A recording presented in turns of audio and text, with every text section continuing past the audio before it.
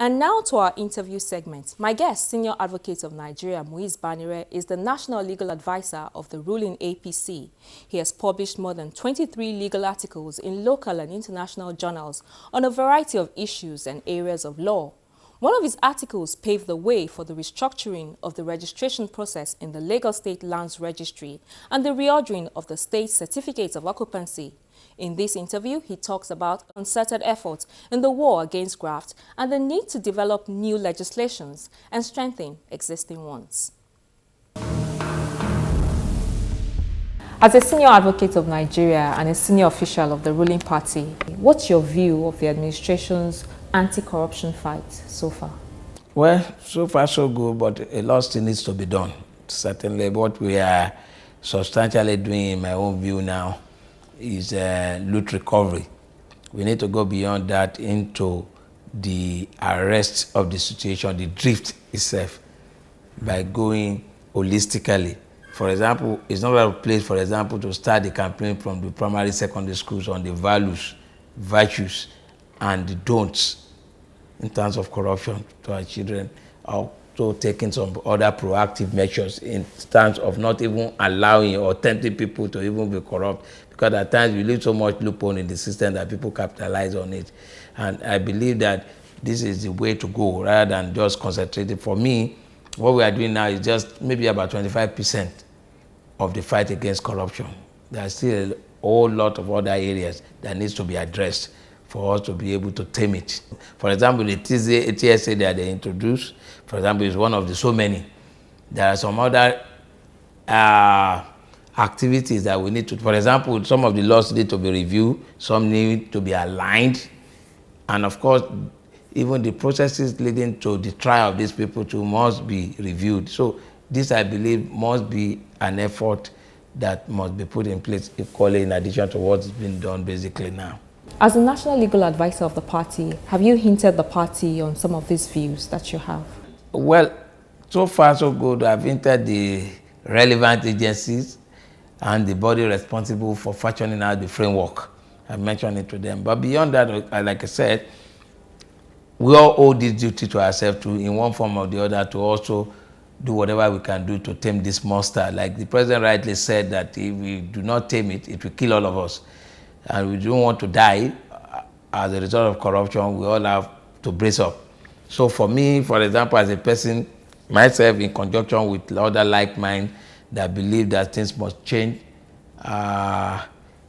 we have come together to also put some things in place towards enhancing the fight against corruption. For example, we have engaged in the drafting of some legislation, like the Whistleblowers Bill for the states, improved version of the Freedom of Information Act, not only for the federal government, for all the other states also.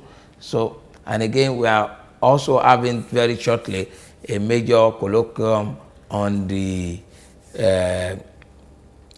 problem issue of corruption in the country.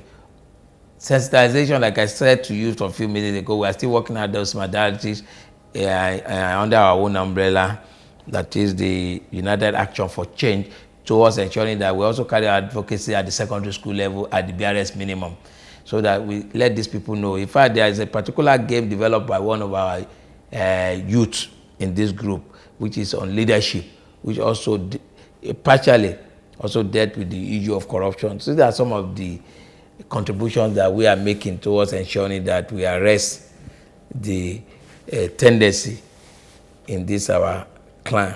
But why not walk through the party machinery using the legislators that you have nationwide instead of walking through such a group? The party machinery has its own program.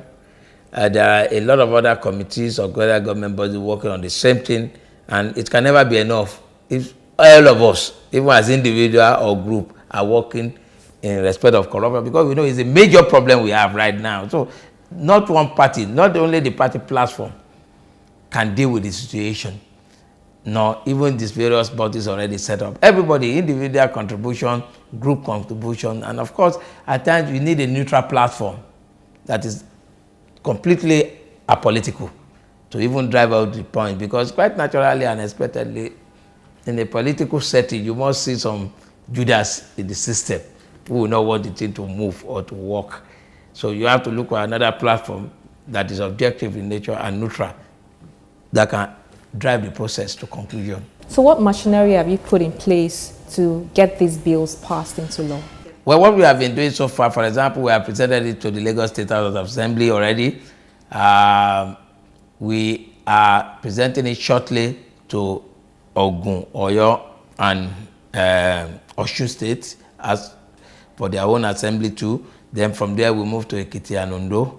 Then gradually to all other states of the only 3 states have, for example, freedom of information law now. I think Rivers, Ekiti, and one other one. Beyond that, all the others don't have. So it becomes a major obstacle for people to access information in those states. So we're going around the 33 other states towards ensuring that at least they domesticate this law too. Apart from domesticating the law, what is wrong with the FOI Act in place? Well, in the first instance, most of the states don't have it. So people, citizens, are unable to access information from the various states.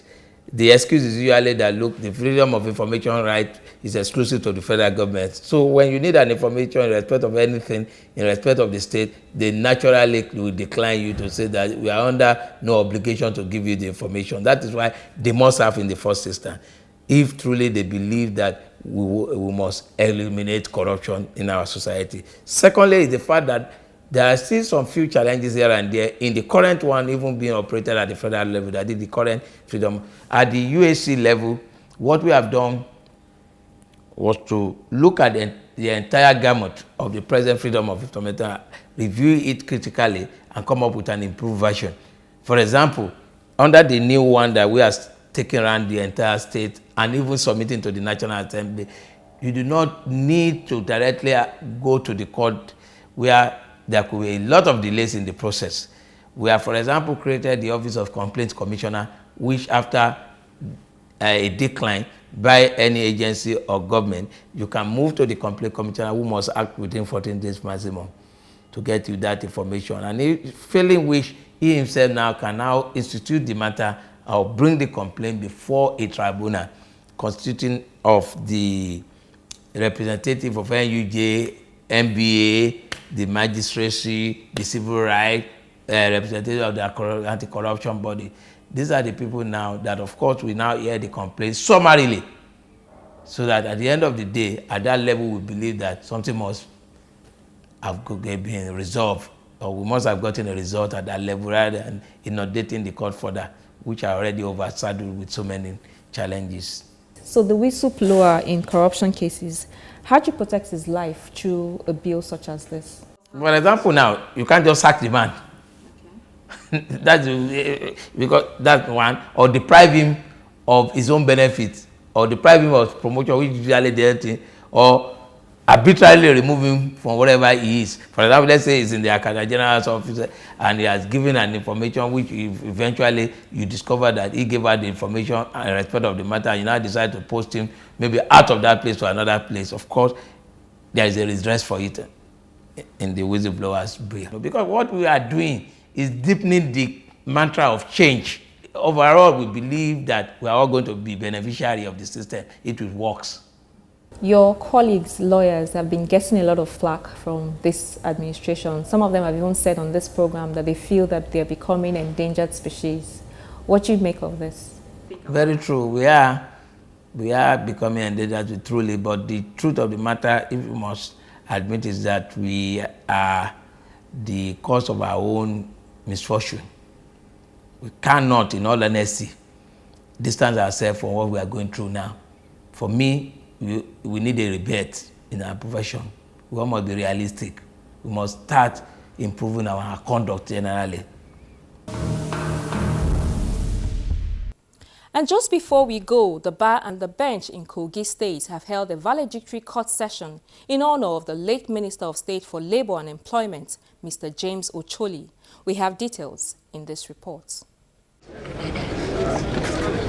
Members of the legal profession held a valedictory court session for the late Minister of State for Labour and Employment, Mr. James Ocholi, Senior Advocate of Nigeria.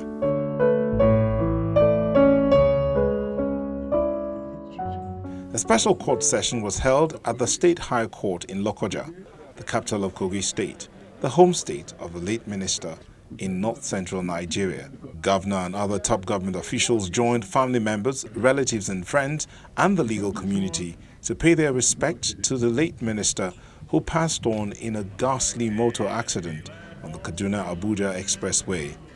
He was never one of those timorous souls who never begin to live because they are struck numb with fear of dying.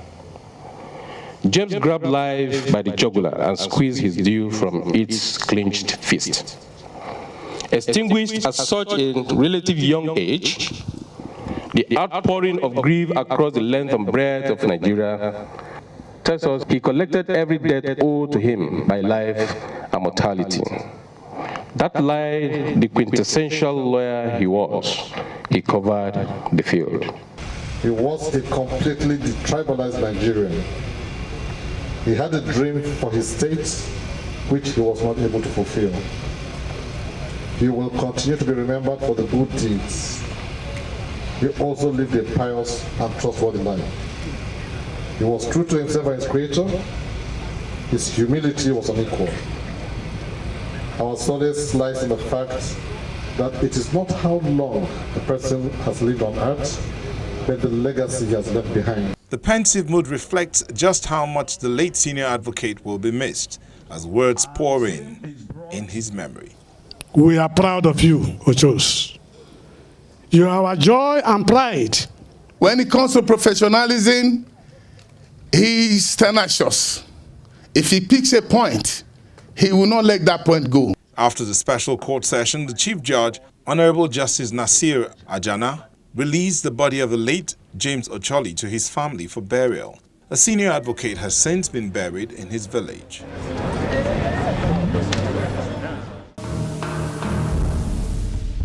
May the soul of the late minister rest in peace. And it's on that note we wrap up this episode of the program. If you missed any part of it, you can find it in past episodes on our YouTube channel. Do also interact with us via Facebook, email or Twitter. I am Shola Shuyeli. Thank you for watching.